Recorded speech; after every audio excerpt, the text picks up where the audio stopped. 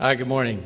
As Dan said, I'm here with you from Brillion, Wisconsin. But I want to talk to you today about three things that I think that are going to affect manufacturing, but particularly the power equipment industry that I live in, and the things that we're looking forward to in 2012. I have to start by saying I'm typically an optimist, so these three things come from an optimistic point of view. First, I think consumer confidence is stronger than is reported. Second, I think the power of the internet is now in the hands of the people, and in 2012 it's going to explode in relationship building, representing a new wave of global opportunity. Third, I think America really is no longer what we consider the engine of growth in the world. I think that belongs to what I call the BIC. I eliminate Russia and just use Brazil, India, and China. So to the point, on consumer confidence, consumers are feeling better in our opinion, than reported. If you look at the Consumer Confidence Index, it's risen the last four out of the last 5 weeks. A lot of theories exist why consumers are feeling better. I think part of it is they're seeing a little better outlook, and part of it is they're a little tired of feeling down. But there's a couple of things that I kind of look to that point to us all feeling a little better. First, I look at employment. Mike talked about unemployment. He also had an employment chart there in red and blue.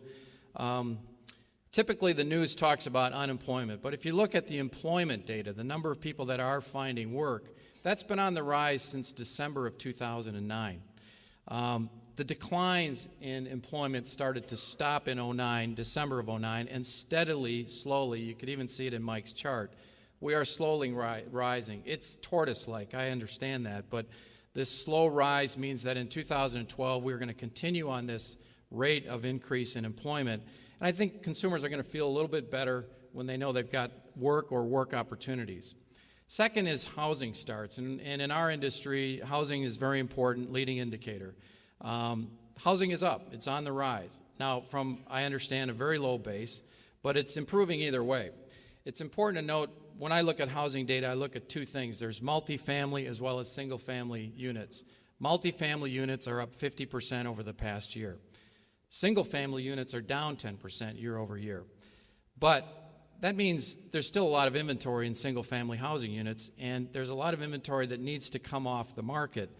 In November of 2011, new home inventories declined from their previous month to 158,000 units in a non-seasonally adjusted basis. So new home inventory is actually in decline, and it's not been recording an increase in inventory since May of 2007. So since May of 2007, we have been reducing the number of homes available for sale on the market, and as Mike talked about, valuations are finally finding a balance. The other is, think about the market of 25 to 34-year-olds who are living at home or in multiple homes, renting places. This is a market that's looking for work. So again, as employment rises, there's not a lot of homes out there. I do think we're going to see a bounce in housing starts. The third is U.S. leading indicators. The indicators, there's 10 indicators in the U.S. leading indicators. 7 continue to show some gain. U.S. total industrial production is rising from its low of late 2009, again, November, December of 2009. These are slow, tortoise-like returns to some health in our economy, and I think that's having some opportunity for consumers to feel better about where they're going. And until they feel a little bit better, they're not going to open their wallet. So I think in 2012, we start to see the consumer come back into the market. The second thing I wanted to talk about was an important trend for anybody that's in consumer products. The internet now truly is in the hands of the people. And what does that sort of mean? Let me sort of frame it up this way. What do you do when your website grows toward 800 million users and expands to 1 trillion page views per month? Well, you plan a $100 billion IPO. Good friend of mine who lives in the Silicon Valley told me about a bumper sticker he saw in 2008. The bumper sticker said, "God, please just give me one more bubble." And in his opinion, out in California anyway, in the tech industry, that bubble is here.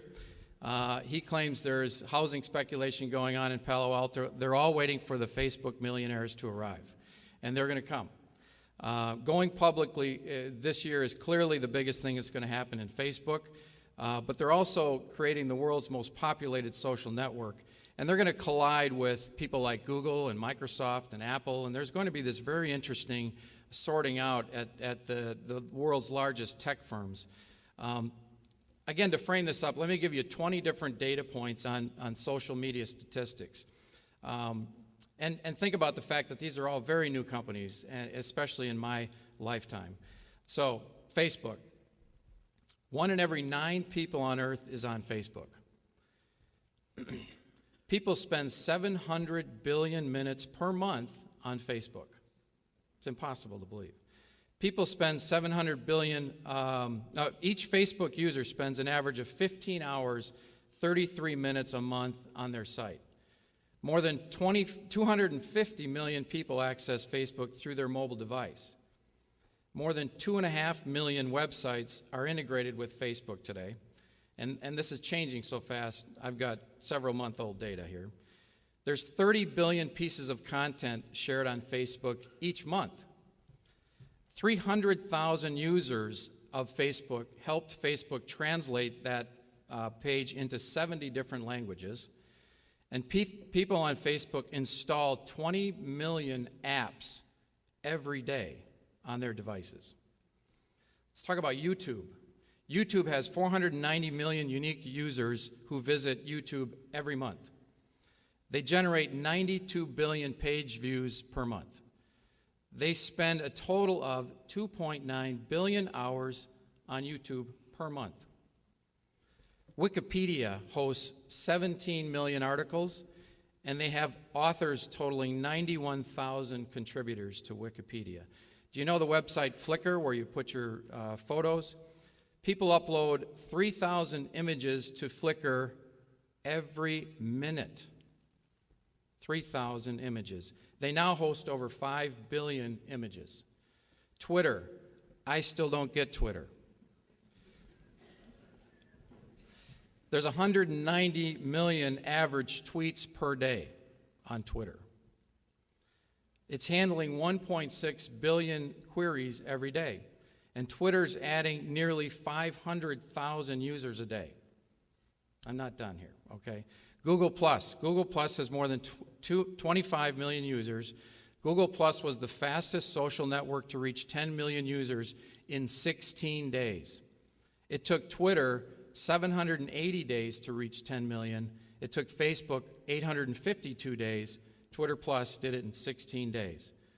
So, amazing stuff, right?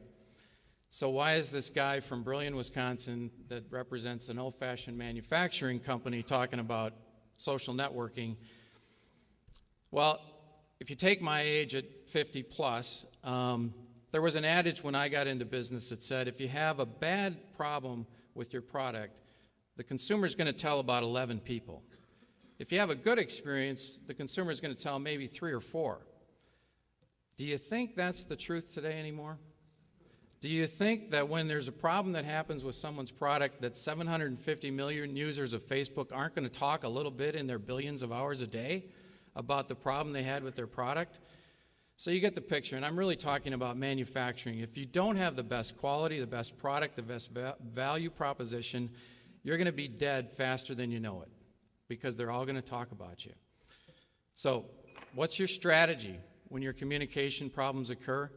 What's your crisis plan if you have a problem? Who's on your team that's monitoring this stuff every day, every minute, every hour? Have you ever heard of the website called pissedoffconsumer.com? Go home and look that up. We watch this thing every day. We have to have someone look this up. Point is, that's why the internet's powered by the people, right? They are controlling their destiny and ours. And one last thing, as a manufacturer, if you think you can rely on your sales channel as your source of communication, you have to go beyond that. You have to go to one relationship, stay close to your customer, build a community inside your brand. I got one final point. Dan, hold on with me here, because they're not leaving yet. I want to talk about the BIC, and I'll be really quick. Population in China, India, Brazil, 1.3 billion, 1.2 billion, 200 million people. You know all this stuff. The United States became the greatest economy in the world because we had a very strong middle class. We had a middle class that's a strong consumer, and we became the greatest country in the world.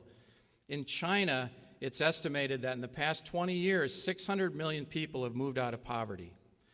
In India, the poverty in the nation is down to 24% of the population from the 1980s, where it was 60% of the population. That's 1 billion consumers that are living better than their mother and their father. Point is, there's going to be an emerging huge middle class. Never in our lifetimes, never in this time in our history in mankind has this many consumers come into the marketplace. And that's an opportunity, but look, it's a threat. If you're an American manufacturer, and we have been the breadbasket of the world, and that world's breadbasket and the economies of scale are moving to another place, another continent, we have to figure out how to be at our very best. And I'll leave you with this thought. If you are not driving lean in your manufacturing plants, you are way, way, way behind. And you're going to get caught in this rat's pace. So make your plant efficient, make it productive, make it deliver value propositions that consumers want, or find something else to do. Thank you.